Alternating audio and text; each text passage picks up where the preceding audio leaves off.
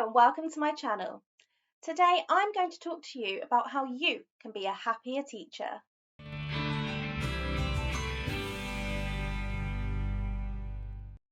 Now, teaching can be a super rewarding job, but we have to remember, although it is rewarding, it is incredibly demanding and has really high requirements of teachers. We need to remember that we have to look after ourselves too. And it's okay to put your happiness before your job. At the end of the day, you have to remember teaching is a job. You have to be happy. So, here are 6 ways that you can become a happier teacher. Step 1, limit your marking. One thing that can be so overwhelming for teachers, whether you are a newly qualified teacher / ECT or you are an experienced veteran teacher, marking can be so overwhelming. Think about it, okay? Any of you that haven't been teachers, and even if you are, think carefully. You could be teaching 6 lessons a day, sometimes more if they're mini sessions or some kind of circle time, P4C, that kind of thing. But then you've got to mark those 6 individual pieces, plus that is for 30 children in the classroom. That's a lot of work, not even to mention when they get older, there is much more to mark too. Now, that's not to say that teachers that teach lower ends of the school have less marking and things to do. There may be less wording, but they have a lot more preparation they have to do in order to get that work into the books. Whereas higher up in the school, marking is insane. I'm a year 6 teacher. I teach 10 and 11-year-olds. And there's been days where I've had to mark in an English lesson alone for one child. I think it was about 12 or 13 pages of writing. Now, this writing was absolutely stunning. It was amazing. It was brilliant. But I was exhausted from marking just from that one piece. Now, imagine every single student doing that. So that's 30 lots of 12 pages. And imagine doing that for 6 lessons in the day. My mind gets blown anyway. I get overwhelmed, and I'm sure you must too. I can only imagine how much workload there is for teachers marking in a secondary school where those children can definitely write a lot more than what I am used to marking. Marking, overwhelming. Too much of it, and some marking systems in schools are absolutely ridiculous. I was once in a school where the marking, it was just for the sake of SLT coming to have a look and keeping an eye on you and making you feel like you're in this little fishbowl where they're constantly watching. They would say things such as, oh, well, how do we as SLT know that they met the learning objective? There's nothing written here. How do we know what they've done? There's no feedback, no responding to marking. And in my head, I'm thinking, well, 1, it wasn't my lesson, it was a supply teacher. 2, even if it had been my lesson, either ask the child or come and ask me. A lot of the time I do verbal feedback. I do marking on the go. It is much more beneficial to support a child by marking and assessing their work formatively in the lesson. Sit down, have a chat, try and get round to as many children as you can. You are not going to get through to everybody. And any SLT that tells you otherwise, that's not right. You need to remember you cannot see all 30 children every single minute of every single day. Do your best. In the school that I went to, where I had such a supportive head teacher, the best I have ever seen, she let TAs mark, she let you mark, she let the children mark their own work. I know that's a bit harder lower down in the school, but we got there. And just feeling supported in, okay, I don't need to mark that piece of work today. Oh, Hannah, what did they do today? And I could tell them, the children could tell them. I don't need to write a massive paragraph for explaining they met the learning objective. I mean, if they don't see any next steps in the book, they don't see that we've got them in an intervention, then they've met the learning objective. It's kind of obvious. Step 2, no working lunches. None, nada, none whatsoever. Trust me, I've been there. I did this a lot. And it was only in the last couple of years that I realised, I need my lunches. I need my sanity. I need my me time in the day. You need to say no to having meetings at lunches. You need to say no to doing work at lunch. You need to say no to yourself for the temptation of, if I just get this done now. You need to have that time in the day, or you are going to be fatigued. You are going to be exhausted. You are going to be overwhelmed. And you are going to become some sludgy shell when you get home and just crash on the sofa. It's not going to work for you. Yes, if you know that now is an okay time to do it, no one's around, for example, a bit of laminating or cutting up, doing a display, fine, but do not make it every single day. That's one of the biggest problems I've seen in teaching, is that you are expected to use every single second of your day.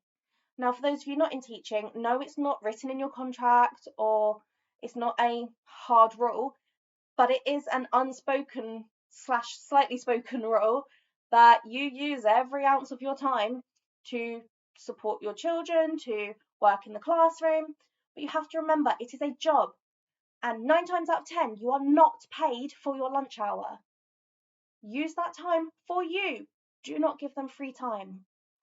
Some of the best things to do on your lunch break are, if you can, take a walk, read a book, simply relax, have a chat with your colleagues. Yes, that means going into the scary staff room if you're someone that doesn't always like to go in there. Scroll through TikTok or YouTube. If you do, don't forget to watch my videos.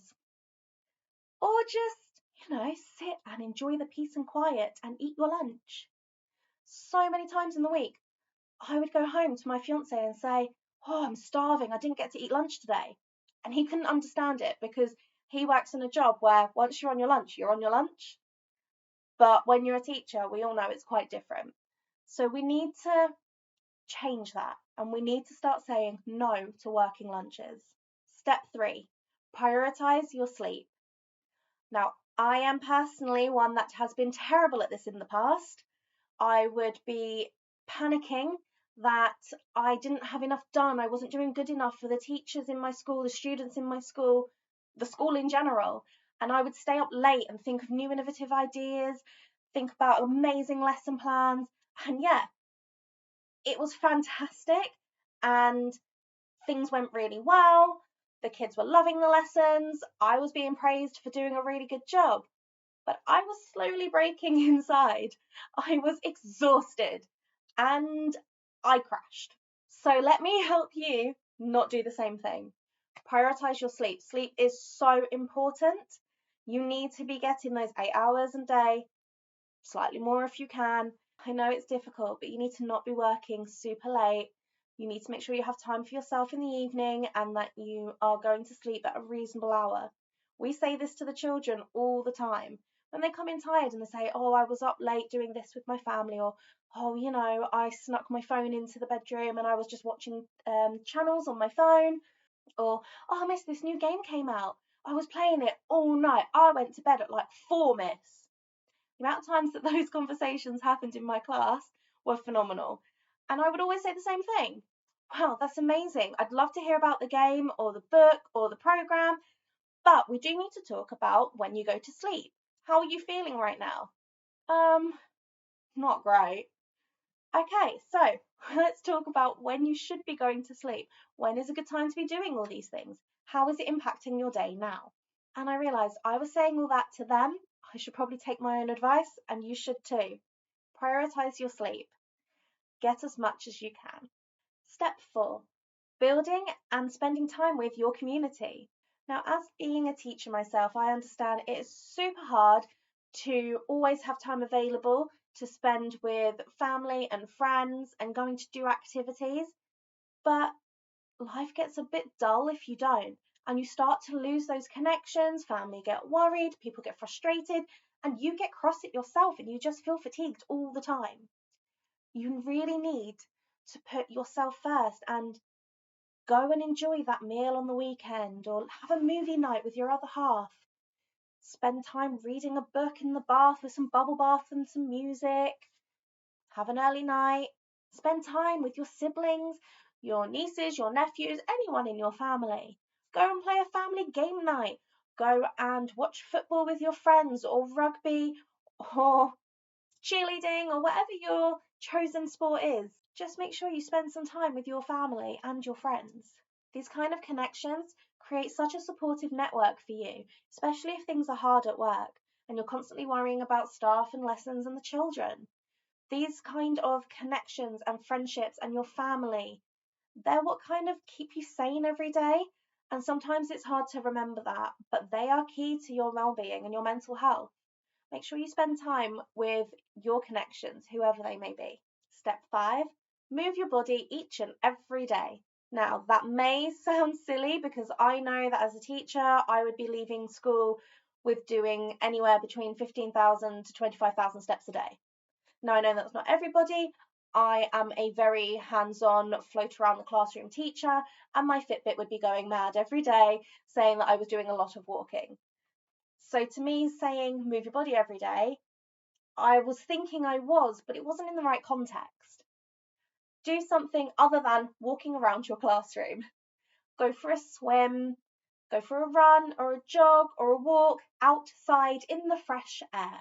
Sometimes in teaching, there are days where you don't step outside until you leave. And that's not good for your well-being, your mental health, physical health, emotional health. You need that fresh air, that sunshine. Even sometimes if it's raining, I step outside and I'm like, oh, I needed this. Make sure that you are moving your body around. Go to a dance class or go to a weightlifting class, whatever you fancy. Maybe just have a boogie around at home. Do whatever you fancy. As long as you are moving and it's releasing all that fantastic endorphins in your body for you to be feeling better. Step 6. Last but certainly not least, it is okay to say no. As a teacher, it can be incredibly hard to say no sometimes. You feel like there is this unwritten rule and this amount of pressure pushing down on you, looming over you, that you have to be at your best all the time. You have to have availability to do everything that's thrown your way. And it can be incredibly stressful. It is okay to say no. By following these 6 steps to being a happier teacher, I can't guarantee amazing results because it all now depends on you.